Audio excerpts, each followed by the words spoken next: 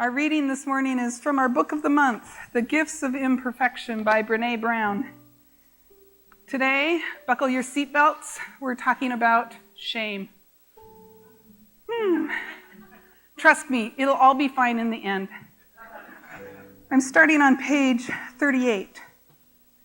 Shame is that warm feeling that washes over us, making us feel small, flawed, and never good enough. If we want to develop shame resilience, the ability to recognize shame and move through it while maintaining our worthiness and authenticity, then we have to talk about why shame happens. Here are the first 3 things you need to know about shame. 1, we all have it.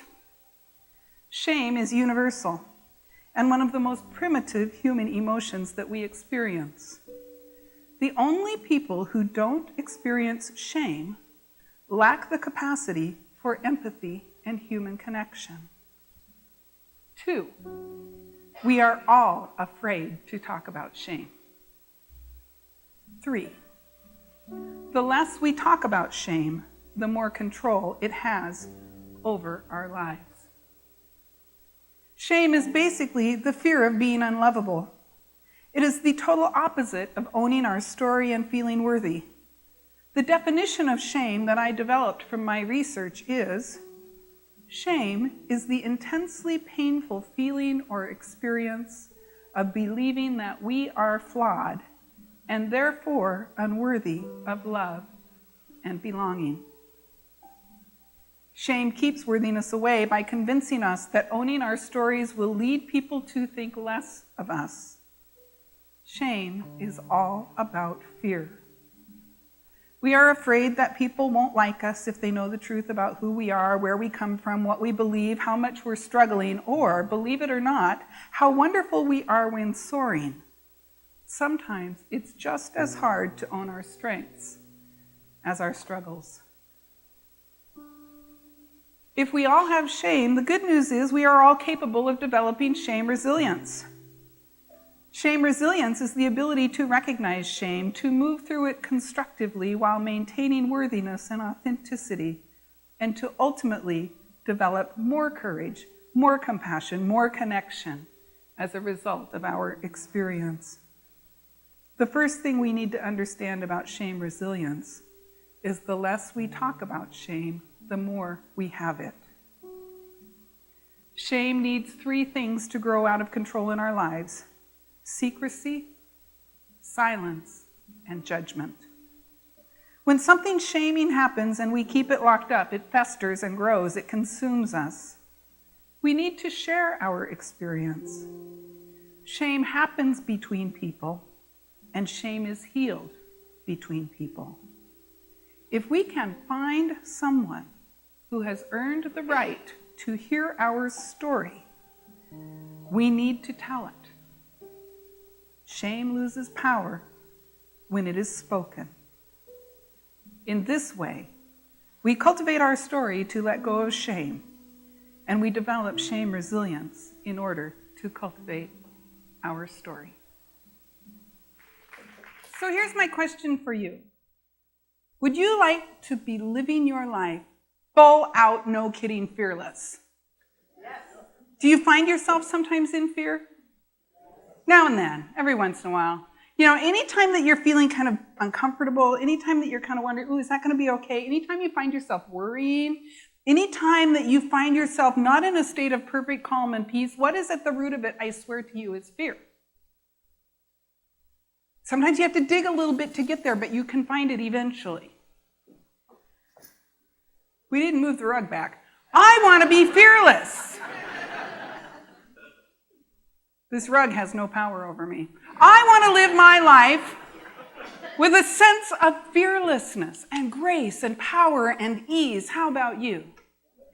So all month long, we've been talking about this beautiful book by Brené Brown called The Gifts of Imperfection, haven't we? We've been talking about what she calls wholehearted living. So we're going to start with a little bit of review just to get y'all up to date. What is wholehearted living? Living life from a place of worthiness. We know who we are, whose we are, who we belong to, and why we're here. We are living life from a place of worthiness. Will you please hand me my glasses? Honest to Pete, you guys, I'm working on getting this glasses thing solved. It's turned out to be a little more difficult than I thought. So, can we live our lives from this place of worthiness? Wholehearted living, knowing that I am enough no matter what's happening around me. I am worthy. And the tool that she gave us in the first week that we talked about was the tool of digging deep.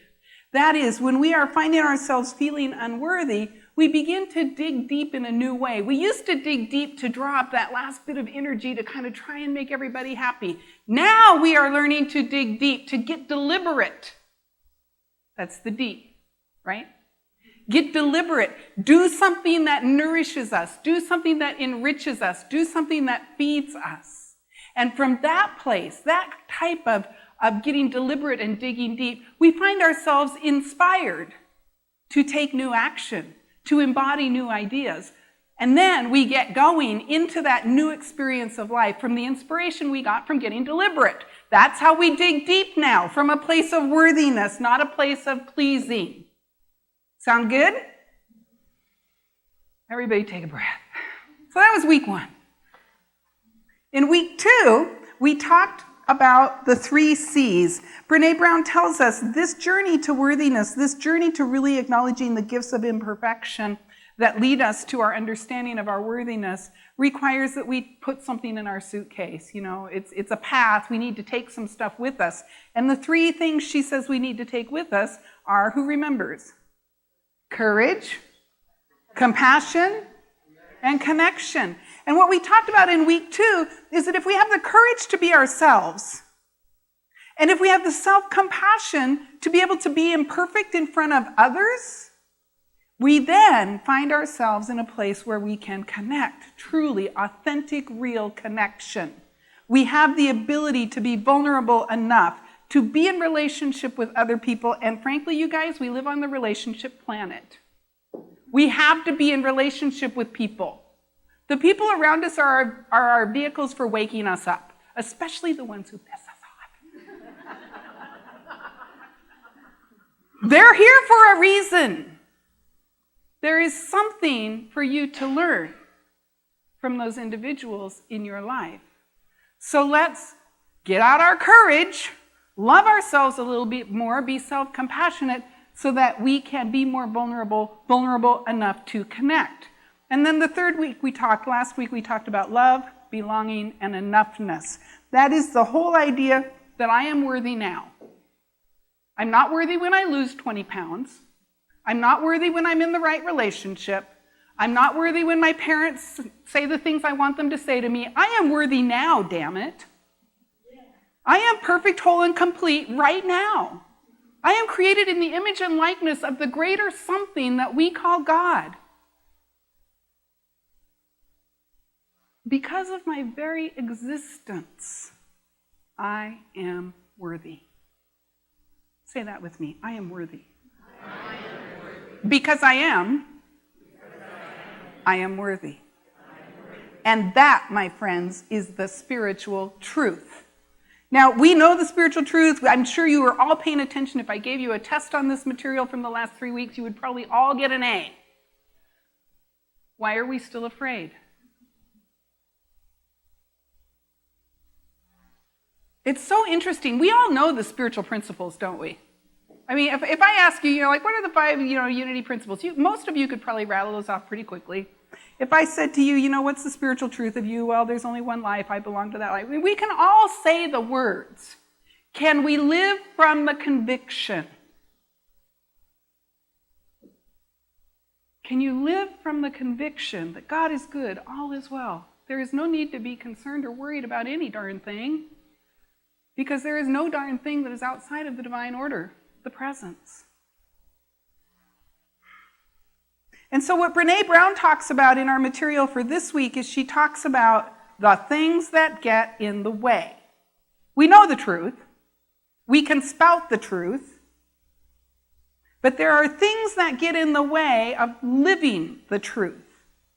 And I love how she talks about, in our culture, and I think especially sometimes in our New Thought culture, we love to talk about 3 keys to successful living, 10 steps to wholeness, 5 perfect steps to a great prayer. We like to talk about the how-tos, and I'm not saying that's not a good thing, but we also have to talk about kind of the shadow side, if you will, the dark side. What gets in the way? Because we've all read the books. We all know the 10 keys or whatever it is. But what gets in the way of us living from that place?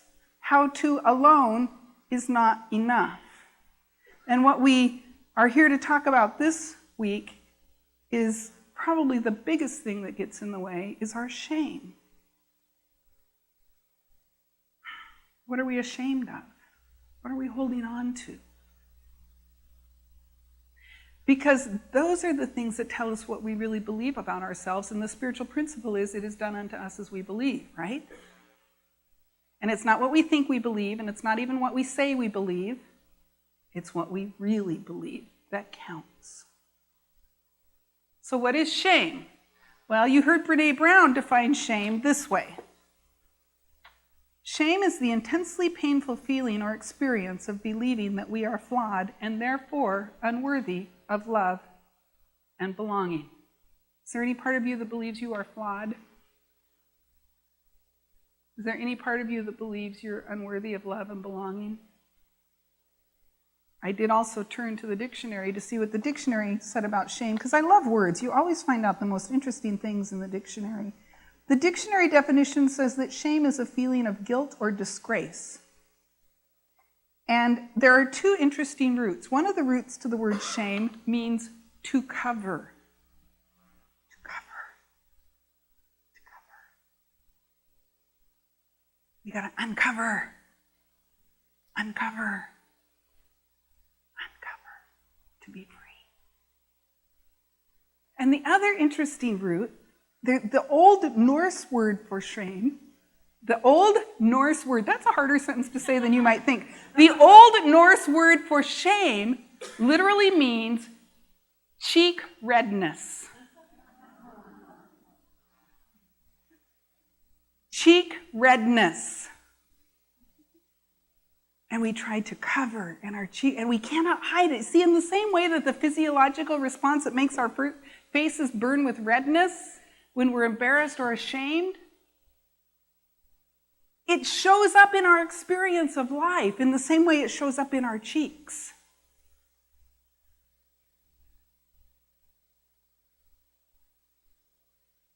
Our shame is the thing that most gets in the way. And everything else, because shame is that fear, right?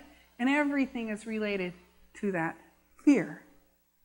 Now, it's important to distinguish, and Brené Brown does this very well in the book. She talks about the difference between shame and guilt.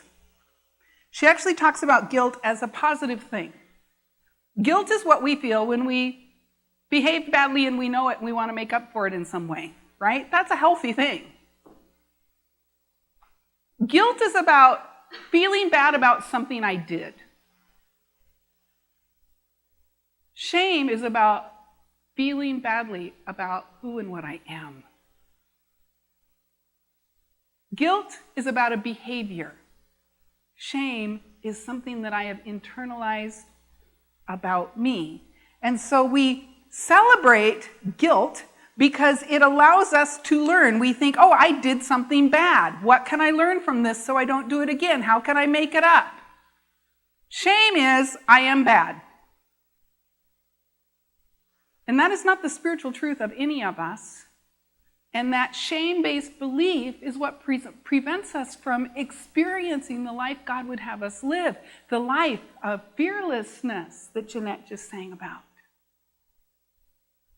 Are you ready for a life based in love and connection and courage and inspiration?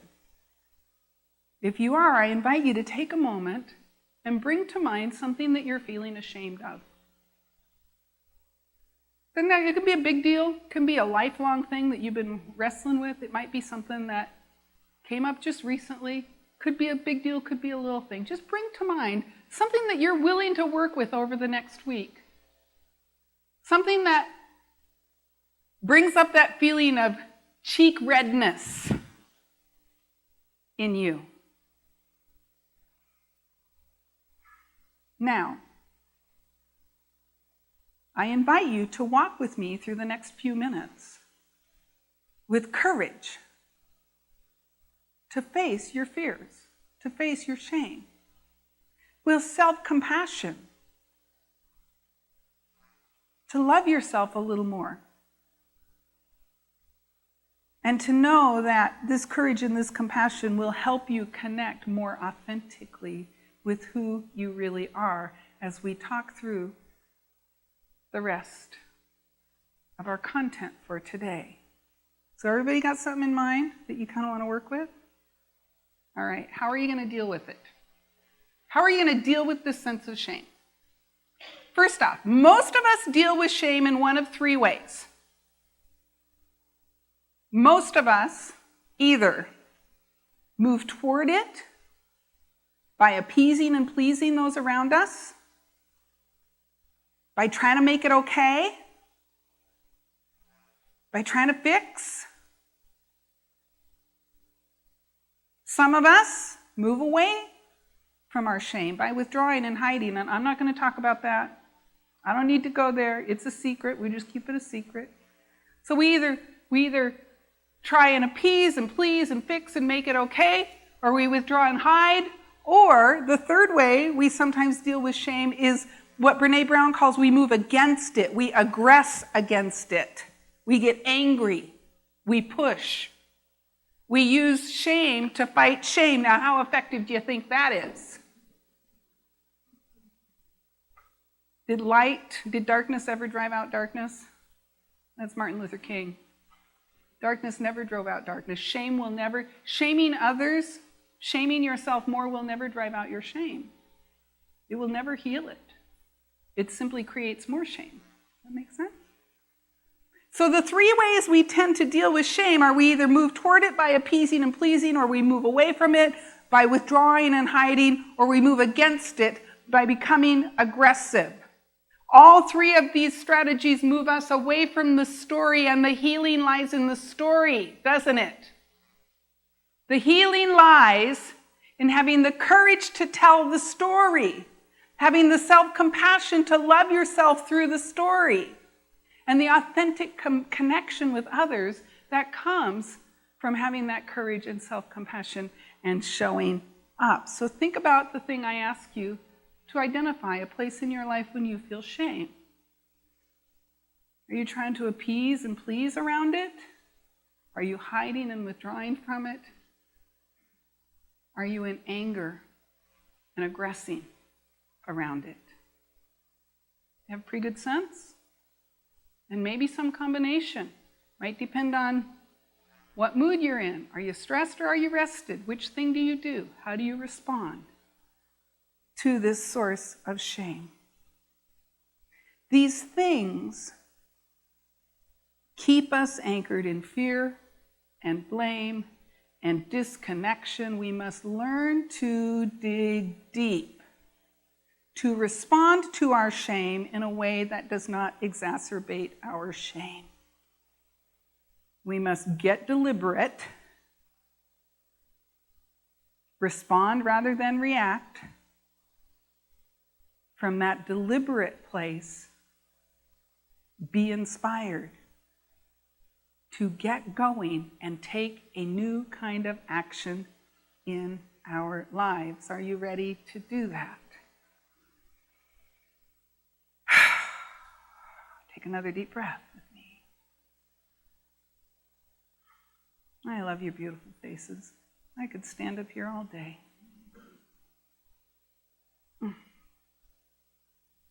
God loves you, and so do I.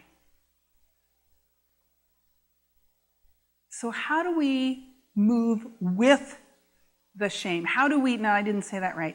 How do we respond in a way that does not exacerbate our shame?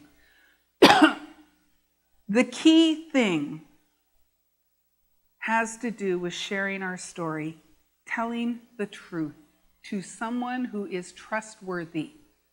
Brené Brown says we have to find someone who has earned the right to hear our story. That might be a tall order for some of us.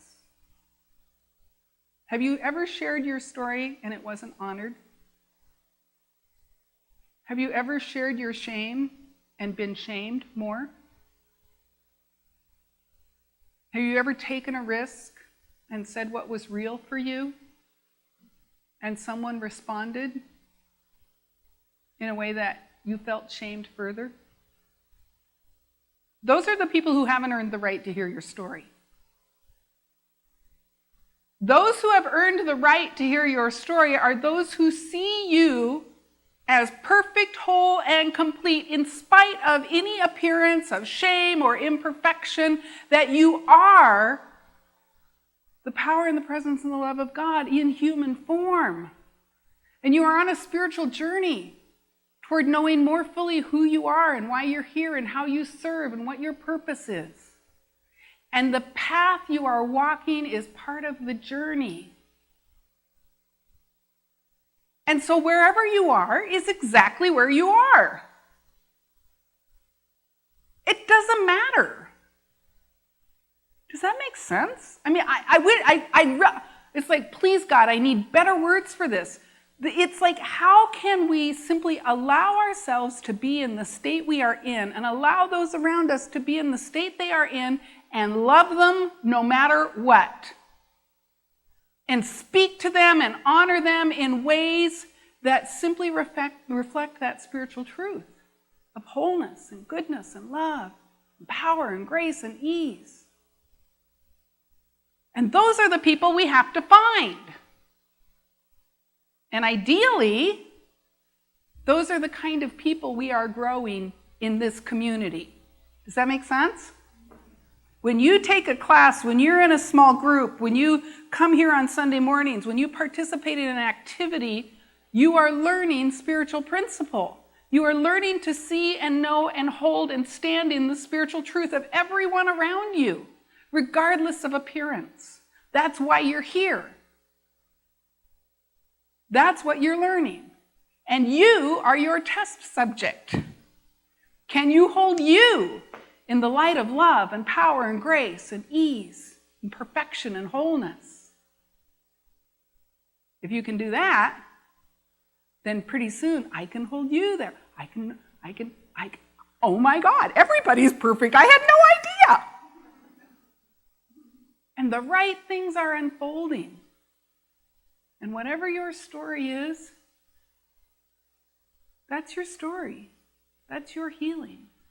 That's what you're doing here right now. So let's be about it.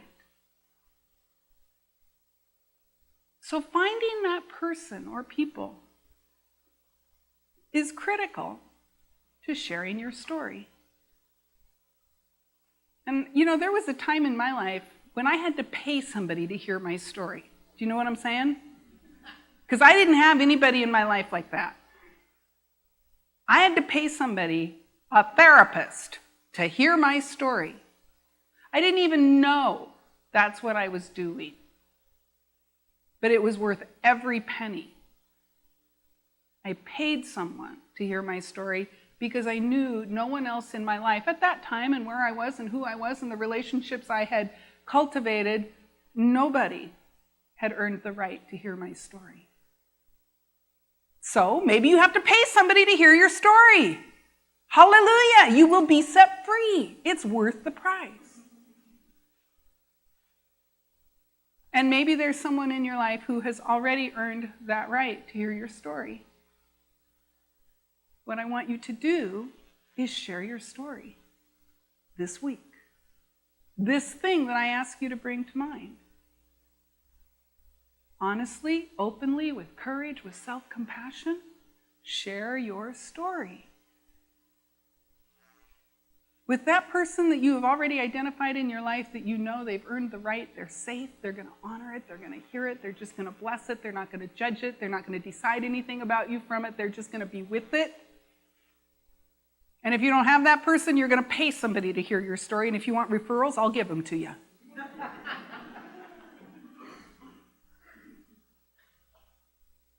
will you share your story with this week? Allow that person to come to mind, either who you're going to share it with or who you're going to get a referral from.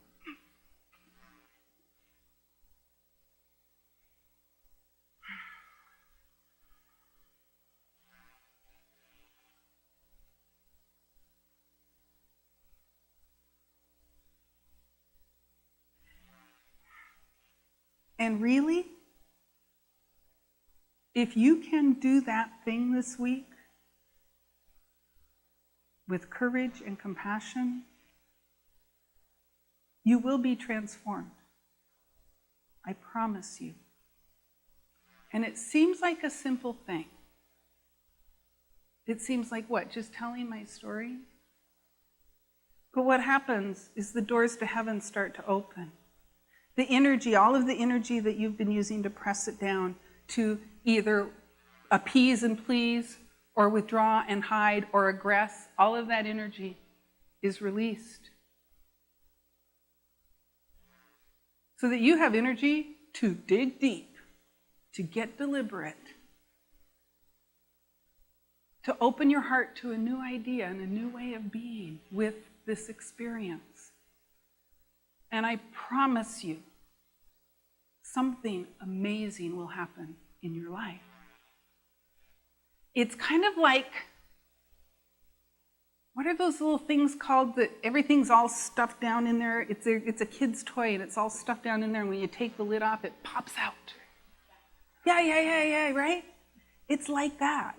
It's like you take the lid off and you're set free. You're set free. And I just heard somebody say it's scary. It can be scary. That's okay, because you are a person of courage. And you have compassion, and you are connected with people here in this community and outside of this community who will see you through it, who have earned the right, who are here for you, and who love you exactly how you are. And so what I want to do is invite you to turn within, and let's seal this message and seal this commitment with the awareness that you are in this room this morning for a reason. There is something in you that is ready to release, ready to surrender, ready to become more than you have ever been before, ready to open your heart to a greater life, a greater way of being, ready to open your heart to a sense of fearlessness and grace and ease. You are ready.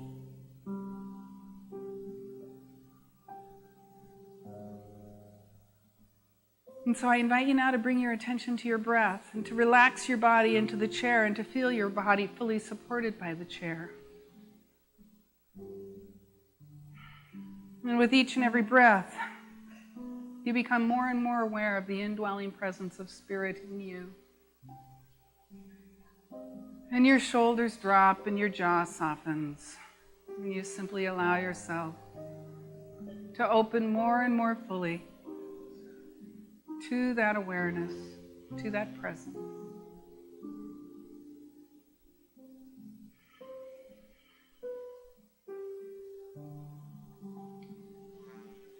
And so I invite you now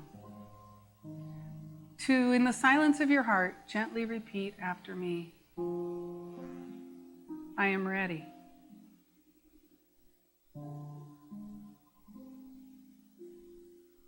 I am ready to share my story.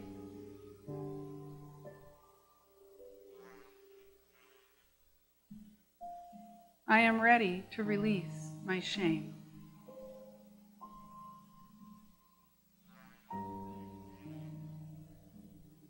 I say yes to that greater heart and mind of God that lives at the center of me.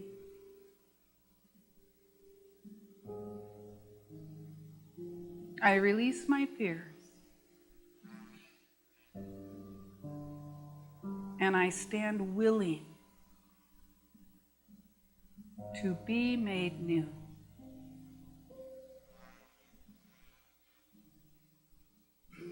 And gently breathing in and out.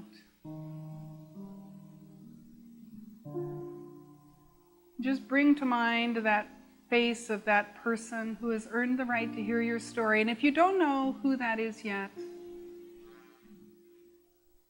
you simply see a presence, an awareness of a presence in your mind and in your heart. And if you do know who that is, see that face.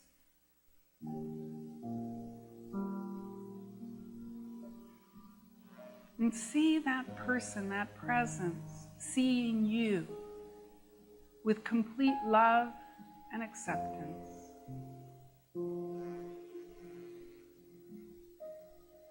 Blessing you, honoring you, hearing you, knowing the truth about you.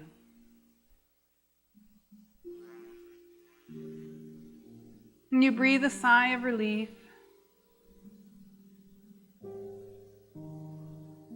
And you simply allow yourself to share, to release the silence, to release the secrets.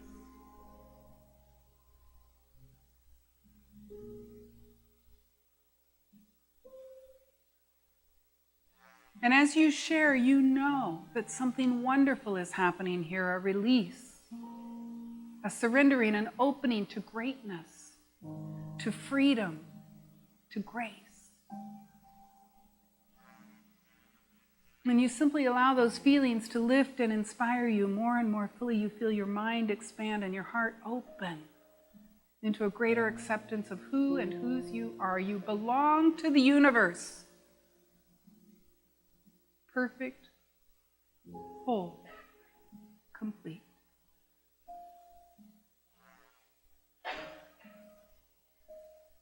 And you just breathe for a moment.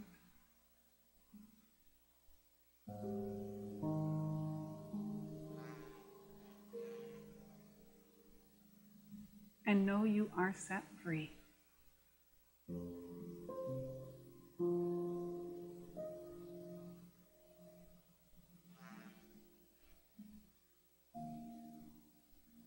And so in the midst of this experience, you know that the spiritual truth is you are only remembering what has always been so.